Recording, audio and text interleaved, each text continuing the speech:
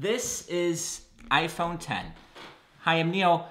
This video is going to go over some of my initial impressions of using iPhone 10. In particular, we're going to look at Face ID, the marquee feature, the marquee technology of this device. I want to test Face ID to see just how versatile it can be, and I want to compare it to Touch ID. So to begin with, what we're going to do is set up my face on this particular iPhone 10. And setup is very simple. In settings, you go to Face ID passcode, set up Face ID, and then it's going to require 2 scans. So we'll get the camera situated here. So the first one is you just look at the device and rotate your head, 1, and the second one. So again, very simple. I actually found this to be simpler than signing up with Touch ID. And that's it. Face ID is now set up. And then what happens is the way I've been using iPhone 10 is instead of just simply pressing I automatically swipe. So I just pick it up, swipe, and that's it. So you could see, I'll do it one more time. You can see there's a Face ID screen that briefly comes up. But that's that. So what I'm going to do now is actually test Face ID with a few props. So I have a hat, I have a bandana, a winter hat, and sunglasses, one of the more popular accessories.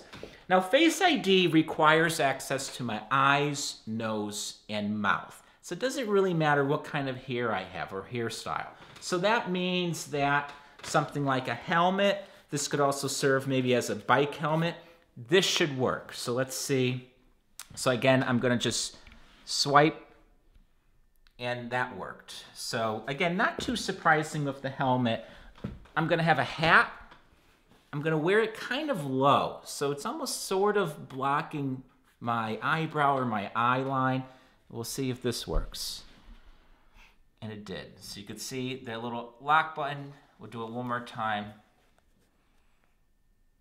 So that works. So let's get a little bit more challenging here, because again, I don't think hats should set it off.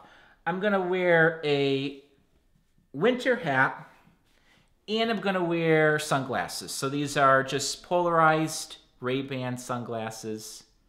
Now, according to Apple, some sunglasses may not work. It just depends on your particular sunglass. So let's see if this works. So I'm going to swipe up, and it works. Do it one more time. Swipe up.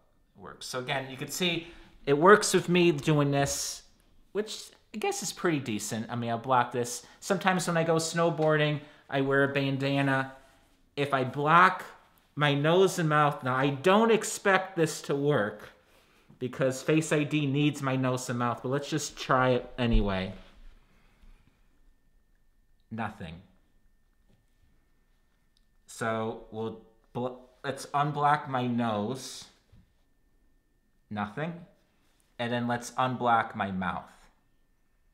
There you go. So you could see it works when I have it like this, but if I had my mouth or nose blocked, it doesn't work. And then let's try another example. Sometimes I like using my iPhone 8 Plus just on a table. So I have iPhone 8 Plus. Sometimes I like doing that. I could see it. Here's the thing with Face ID. It doesn't quite work like that. What I have to do to get it to work is basically I do have to lift it and look at it.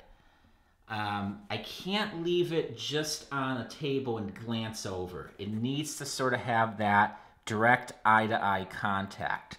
So let's see, here you go again, and there you go. So that is one drawback that I noticed with Face ID. It's a little less versatile in that respect. The other test that I want to do, which I think is pretty common, is low lighting. So bedroom, getting ready for bed, getting up out of bed. There's not going to be a whole lot of light. So let's turn off all the lights and let's try Face ID. And it works. Face ID does work in all lighting, so you don't need strong lighting. Again, just swipe up, and there you go. And then finally, what we're going to do is compare Face ID with Touch ID in terms of speed. Now, this has been a little bit tricky to measure.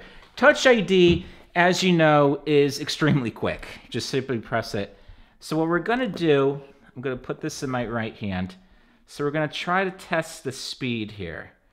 So we got 1, 2, 3. You can see, so that Touch ID worked. Here's the thing with Touch ID.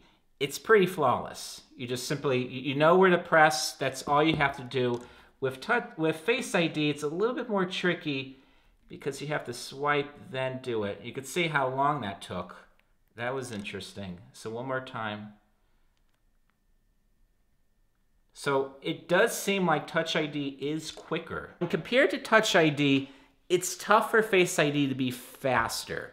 I've noticed that Touch ID does come out ahead in that regard. But the thing with Face ID is 1 in a million chance of someone you don't want to get in it. That's pretty good odds compared to just 1 in 50,000 for Touch ID. In terms of my overall impression of iPhone 10, the thing that really surprised me is there's not a whole lot of a learning curve.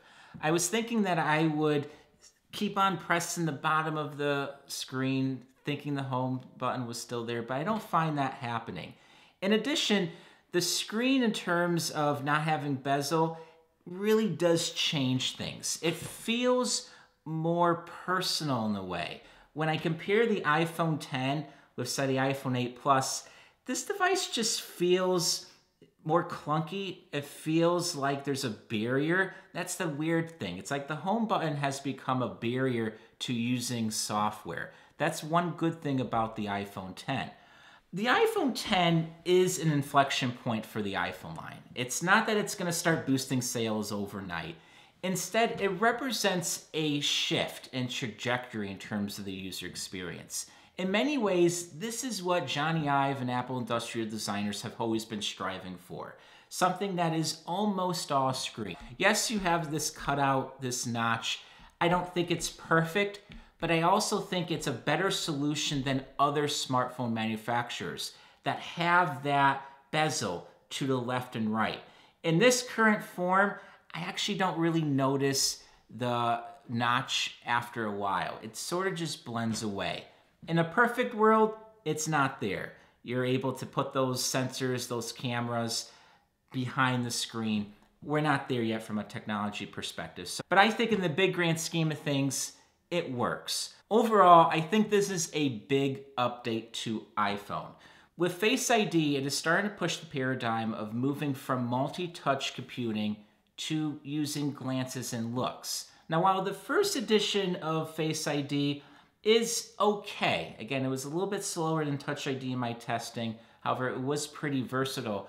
I think over time, things are only going to get better, and by that point, Apple will bring Face ID to the rest of the iPhone line.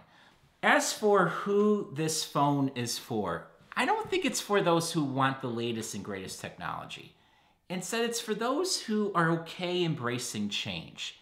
This is a big update to iPhone. It's not like any other iPhone update. It does take a little bit getting used to. And in some ways, it's a little bit polarizing. But I think this is really the next era of iPhone. Where we're moving to is using our looks and glances to control our iPhone. With Face ID today, I think Apple is just starting to go down that path. It's certainly not perfect. It seems like Touch ID is better in certain situations, but I think Face ID in its current form is enough to really get people to embrace facial recognition like never before.